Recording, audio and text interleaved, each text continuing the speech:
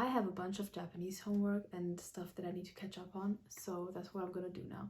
I already wrote a to-do list, but I'm just gonna explain what I'll do today, I guess. So, oh, for context, I'm currently on a 2-week break. This is the second week, it started today.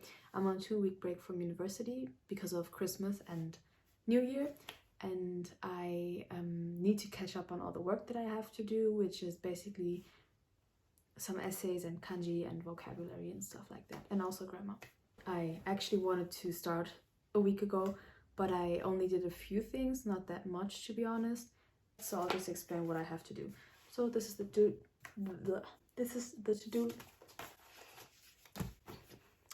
This is my to-do list. It has 9 points that I need to work on this next week. The first thing that I wrote down that I need to do is studying for my exam. We got like a mock exam that we can do online, and then also the next thing is writing an essay about my family in Japanese. It's just some homework that we have, and then I need to correct some mistakes I made in the previous essays that I wrote. I already wrote 2 essays, so the first one was about a travel destination that we went to, and the second one is about our favorite restaurant, and we already wrote those 2 essays, and now I just need to correct my mistakes and publish the final version online. Then I also wrote down that I need to do the lesson 7 tests and lesson 7 workbook exercises, because we always need to upload our workbook exercises, and the lesson 7 tests are also important so that we can write the exam at the end of the year, at the end of the semester. And yeah, I already did the grammar for lesson 7, so I didn't write it down, but I also need to repeat that, and also need to form a few practice sentences, I guess. And the next thing is kanji. Kanji is always on my list every single time ever since we started learning kanji, because you can never stop learning kanji because there's too many, at least, especially where I'm at. I only have like 70 kanji at this point, and I still haven't learned all of them, so I should know 70 kanjis. I think around 70 kanjis at this point, but I don't, which is why I wrote it down. I need to definitely practice them a lot more. Then I also wrote down katakana, because I need to practice reading and writing katakana a lot more. We did katakana in the first few weeks, but I struggle with katakana a lot more than I do with hiragana. So I need to learn katakana and maybe write a few like words in katakana, or maybe what I probably was the most efficient way to do all of this, because I also wrote down that I need to learn the vocabulary. I could just combine all 3 points, so kanji, katakana, and vocab. I could just learn them all in one by forming sentences with all 3 of them. So I might do that. Yeah, that's actually all I wrote down. I should probably start with the things that take the most work, so the mock exam or the essays. Okay. Also, even though I think it kind of sounds really boring to just follow me around or like just watch me while I do my Japanese homework, I highly doubt that this is going to be a very interesting video for people, especially people who don't study Japanese, but I need to do it because this way I can't be on my phone, because I am recording this with my phone. So this is probably the smartest way of me studying, because I can't be distracted by using my phone, and I'll just be focused. Because last time I did something while I recorded with my phone, I was way more efficient, because I am addicted and it's not healthy. So if you're on your phone right now, don't. After you finished watching my video, turn it off and read a book or sketch or learn your vocabulary. It's very, very, very likely that someone here in this watching this video needs to learn the vocabulary as well. So do that right now after this video, and then work on your phone addiction. While editing this video and also while recording and shooting the clips of me studying, I was contemplating what to make with it. My goal was to post consistently, and therefore I want to use all the footage that I have, but the video really felt like a big waste, and I didn't really think that there was a big value to anyone watching this. The only good thing, I guess, for me was that it got me studying and I wasn't on my phone because I used it to record. But I still decided to edit, and I was very unhappy. While editing, I was constantly complaining to my friends about it. And then suddenly I had an idea how to fill this with something so that it felt more useful, I guess, and not like a waste. So instead of adding background music, I decided to fill the background of the clips of me studying with short stories and anecdotes about myself. So this time, today, I'm going to tell you about that one time that I tried to socialize in uni. I mean, it wasn't only one time, but I'm going to tell you about that one specific time where it wasn't, the best experience, I guess. I always considered myself to be kind of an extrovert. I would say I'm ambiverted, but leaning towards being extroverted. However, in high school, I wasn't social at all. I kept my distance from my classmates. I had great friends in my grade for sure, but I mostly avoided talking to most of my classmates, and therefore, obviously, I was also not really invited to like social events. There was not really an opportunity for me to go to parties and meet people, and I had my group of friends that was mostly not in my grade. There was some, but most of them weren't, and I was very comfortable with them, and I enjoyed my time with them a lot, and I still do. They are still all great friends, and that's why I never felt the need, because I didn't think it was that enjoyable to talk to most of my classmates. So I decided, though, that starting uni, I wanted to change that. I wanted to go out and socialize and see if this time maybe it was a bit more enjoyable for me. So on Instagram, I saw an invitation to game night from the people who also had the same major as I did, but were in all kinds of different levels and grades. And I decided maybe this is the time to go out and try it out. So I attended in hopes of meeting people from my class and being able to properly talk to them, because I often just went home right after class. So I drove to the city, and to my surprise, I was punctual. I was on time. I was very proud of myself.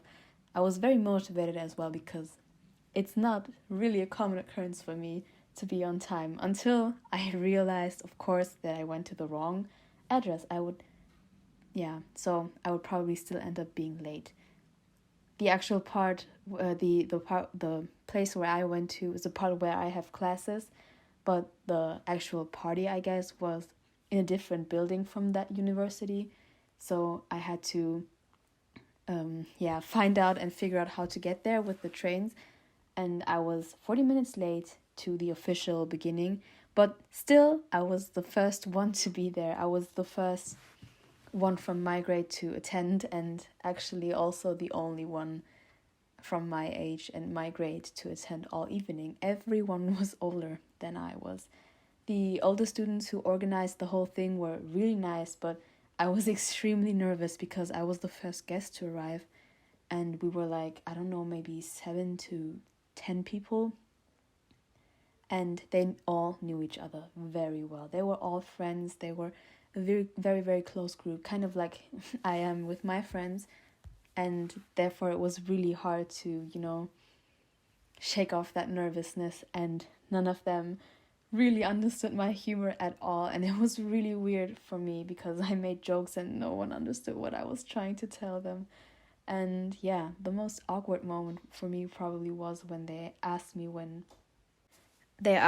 where all my friends were and when the others were coming, and I didn't know what to say. I just looked, like, in a very blunt way, I looked them in the eye, the person that asked me, and I was like, I don't know, I don't have any friends. And the whole room went silence after I said that, and they all looked at me silently with, like, regretful and pitiful looks, and I was really embarrassed, and yeah, that was definitely not fun.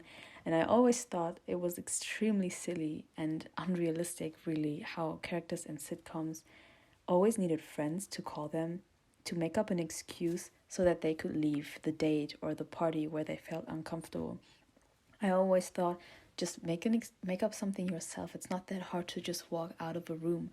Like, why are you making such a big deal out of this? I never really understood. I thought it was just, for writing purposes, just to have a plot for that episode. But that night, it was the first time in my life where I ever needed someone to, I guess, bail me out. And yeah, I asked my best friend I texted her and told her that this party sucks. Like every few minutes, I guess, every 20 minutes or something, I texted her telling her, this sucks. I don't want to be here. This is so boring. It's so awkward. And then I told her to call me if she can and if she's available, so that I was able to at least leave the room without it being awkward and me just standing in the hallway, because you could see the hallway. So I just made her call me. She called me, and then I went and told her all about the weird experience that I was having, I guess. And I told her that I didn't have the courage to just pack my stuff and leave.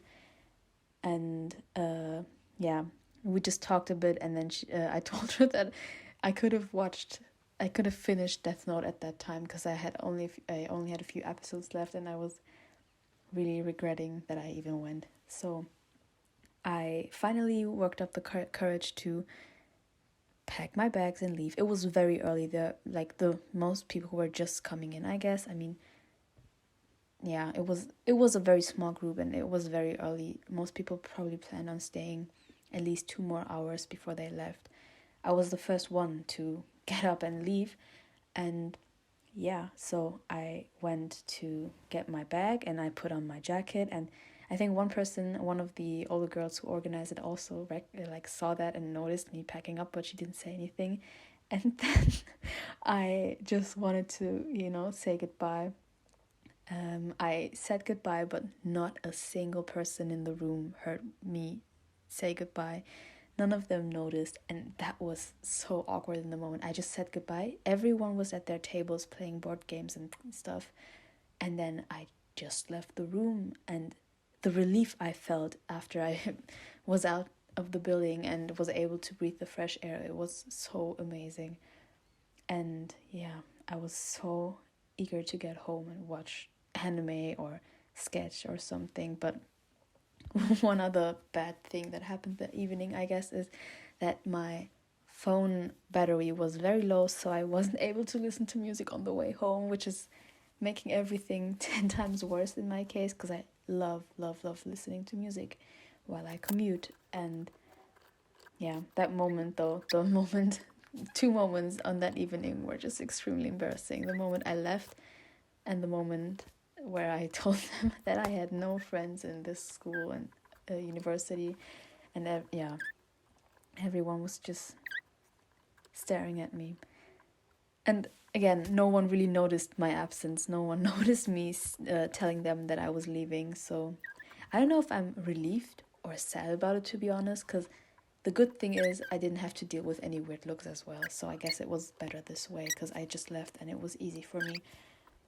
And yeah, that evening, none of my actual classmates attended. I was the youngest. I was the only one from my grade, and it wasn't fun. Really, I wasn't able to do what I had planned. This isn't really how I imagined socializing. This is how I imagined socializing would be in high school, and that's why I always avoided it. So, yeah, it was not really successful at all, and it was a total waste of my time. But I guess it was for character development or something, I don't know, so yay. And I did try again after that, and I did go to another social event that was actually from the people who were in my classes, and that time was a lot better. I had more stuff to talk about. I felt much more comfortable, and it was overall a lot more fun.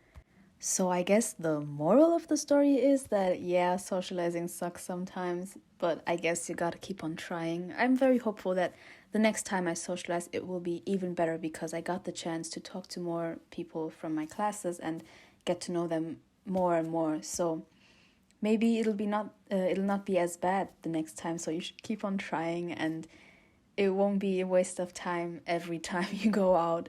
Although I've had experiences where socializing wasn't very stimulating for my brain, I guess, this one bad experience is definitely not enough for me to determine whether or not something is enjoyable for me, in this case, socializing at university. And this probably applies to many things, not everything, but many things. So just go out and try out things, I guess. It'll be worth it someday. So I hope you enjoyed this short little story about that one time I tried to socialize at university. And I also hope you enjoyed my very concentrated facial expressions in the background while I was doing my Japanese homework, which, by the way, took a lot of time, and I really did most of the work that I had to do in the last few days. So I wasn't very organized, which was expected, to be honest. So, yeah, I hope you enjoyed it, and thanks for listening to what I have to say and watching my video.